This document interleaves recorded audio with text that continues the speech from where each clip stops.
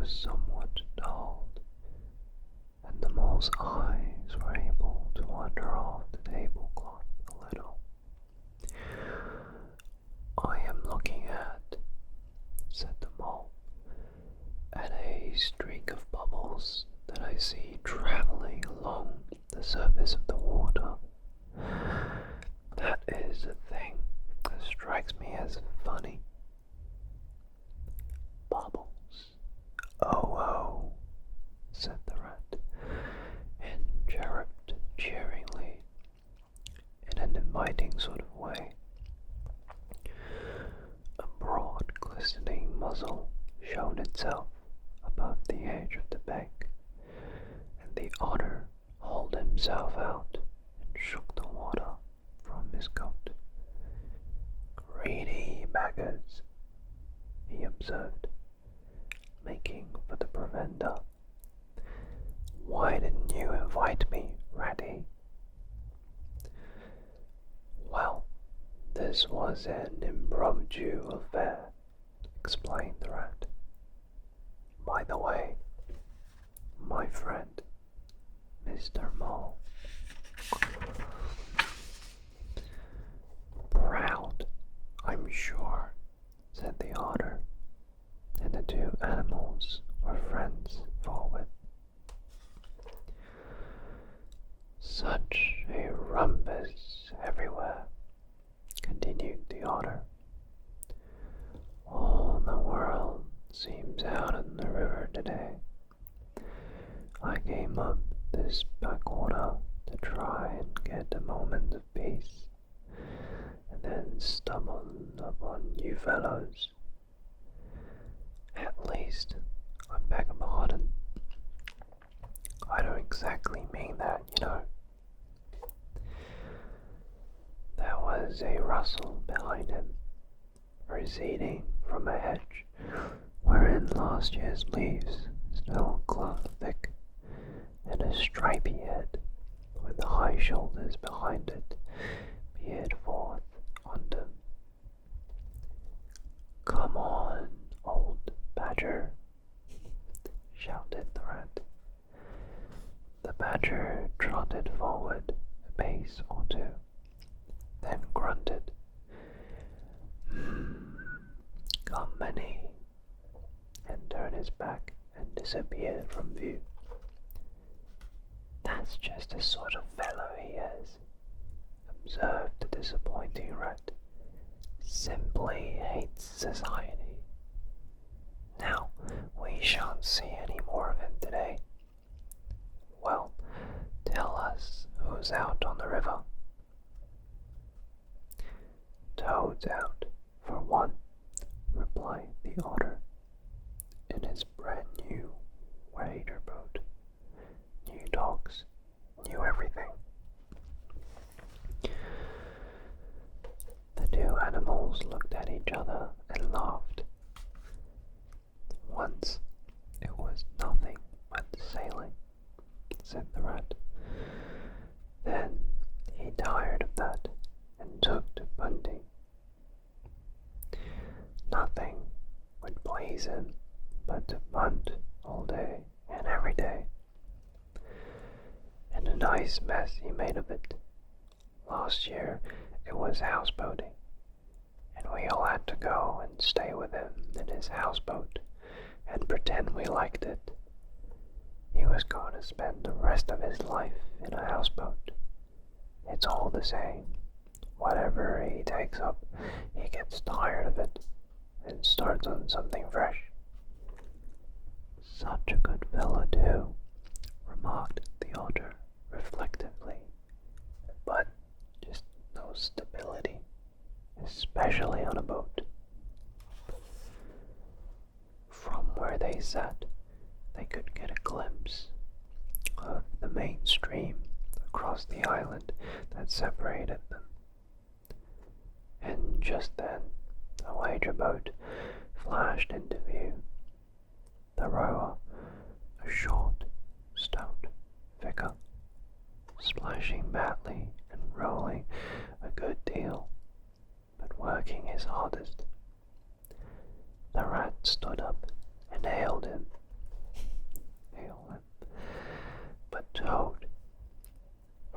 as he shook his head and settled sternly to his work.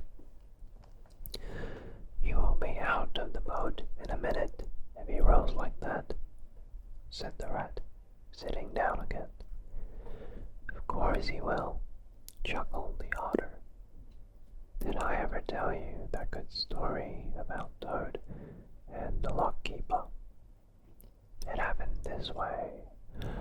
Toad." An errant mayfly swerved unsteadily athwart the current, the intoxicated fashion affected by young bloods of mayflies' scene life.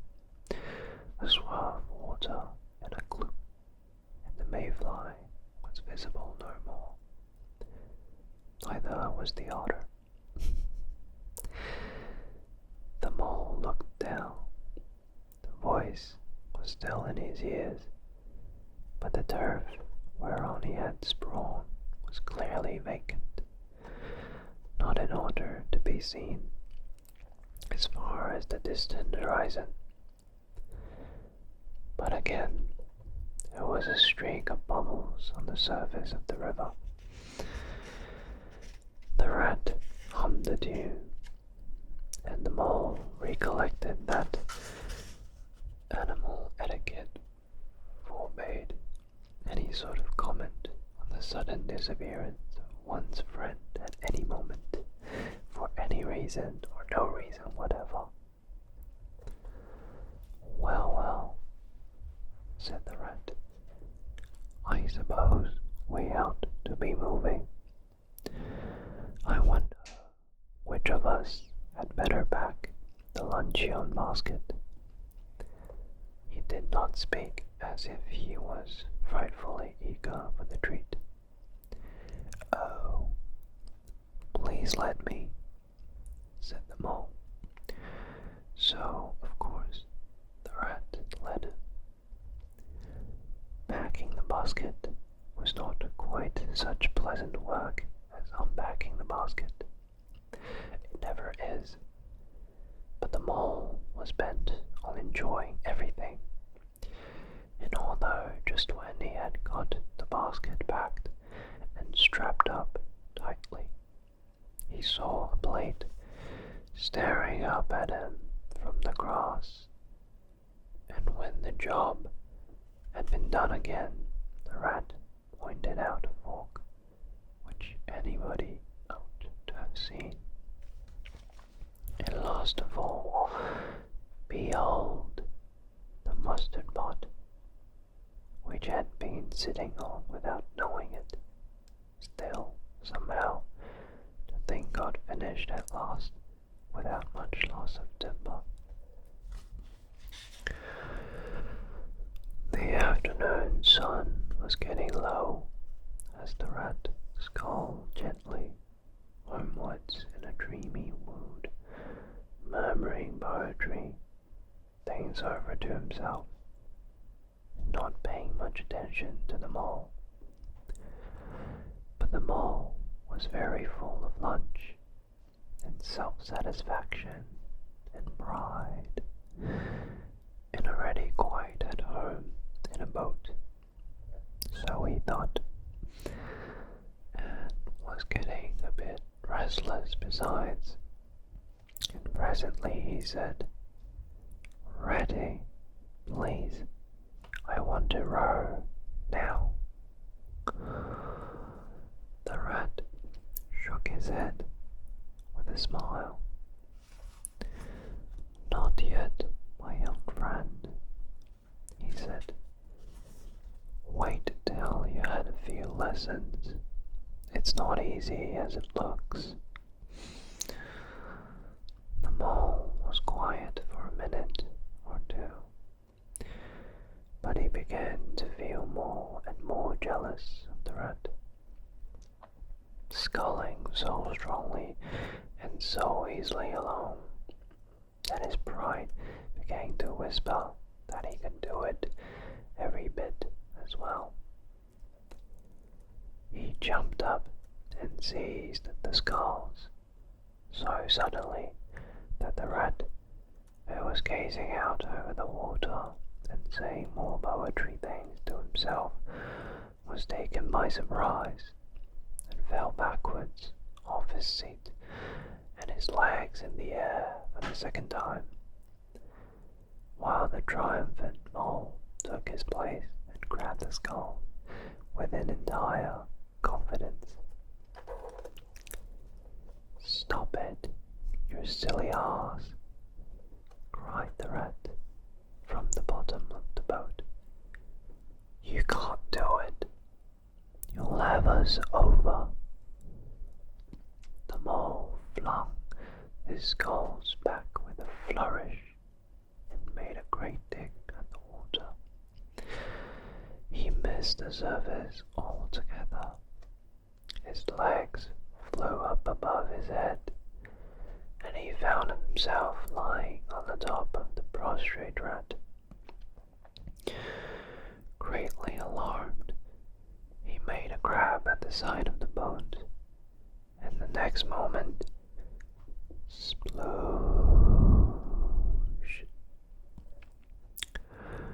Over went the boat, and he found himself struggling in the river. Oh my! How cold the water was, and oh, how very wet it felt. How it sang in his ears as he went down, down, and down. How bright and welcome the sun looked as he rose to the surface, coughing and spluttering. How black was his despair when he felt himself sinking again. Then a firm paw grabbed him by the back of his neck. It was the rat, and he was evidently laughing.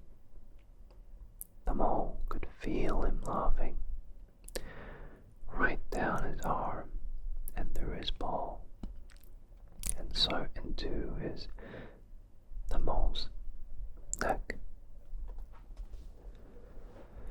The rat got hold of a skull and shoved it under the mole's arm. Then he did the same by the other side of him, and, swimming behind, propelled the helpless animal to shore, hauled him out, and set him down on the bank, a squashy, pulpy lump of misery. When the rat had rubbed him down a little bit and run some of the wet out of him, he said, "Now then, old fellow, trot up and down the knowing path as hard as you can till you are warm and dry again, while I dive for the luncheon basket."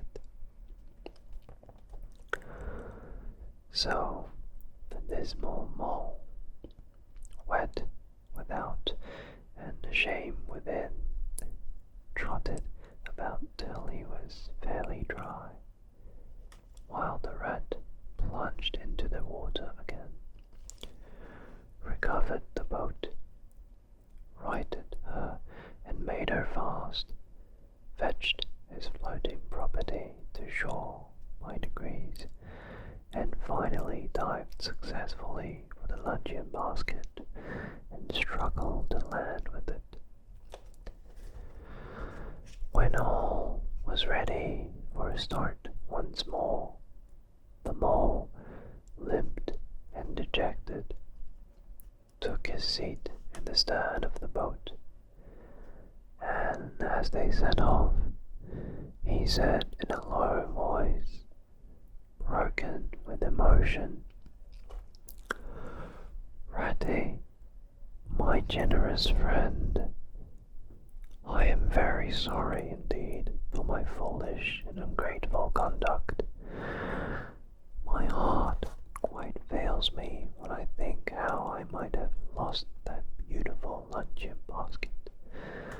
Indeed, I have been a complete ass, and I know it.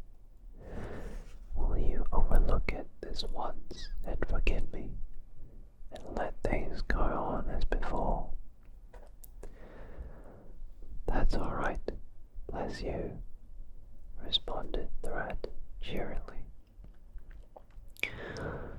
"What's a little wet to a water rat? I'm more in the water than out of it most days. Don't you think any more about it? And look here, I really think you had better come and stop with me for a little time. It's very plain and rough, not like Toad's house at all. But you haven't seen that yet still. I can make you comfortable. I can make you comfortable. And I'll teach you to row and to swim.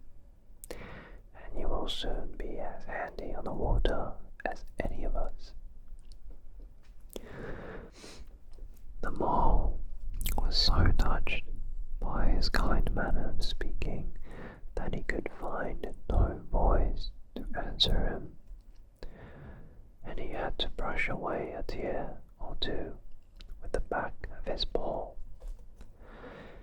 But the rat kindly looked in another direction, and presently the mole's spirits revived again, and he was even able to give some straight back talk to a couple of moorings who were sniggering to each other about his bedraggled appearance.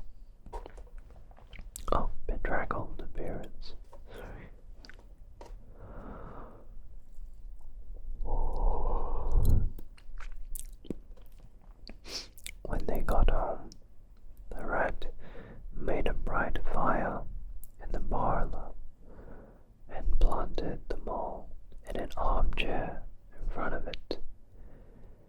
Having fetched down a dressing gown and slippers for him, and told him river stories till supper time.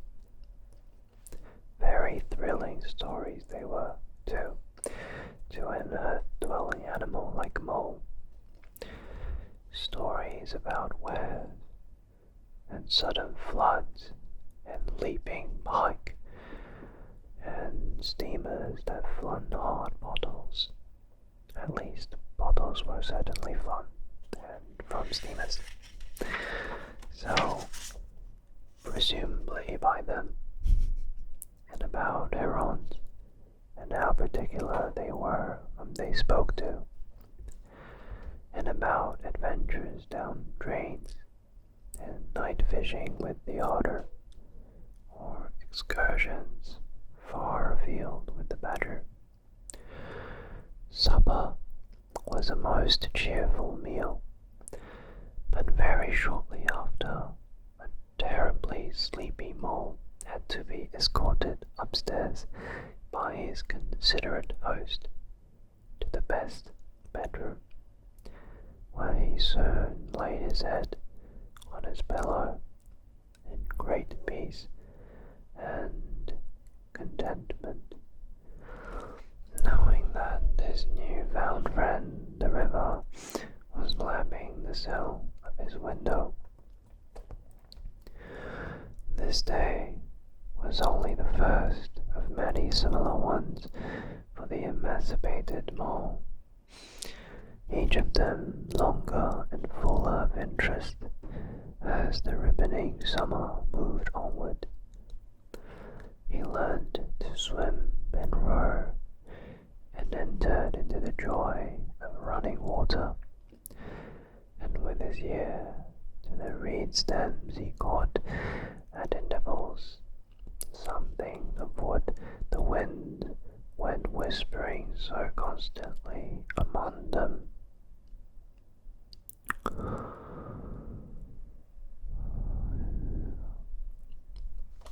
Now, this chapter is finished. This is the end of chapter 1. A very cute start to the story, where Mr. Mole met his new friend, Mr. Rat, who introduced him the river, which he has never seen nor lived.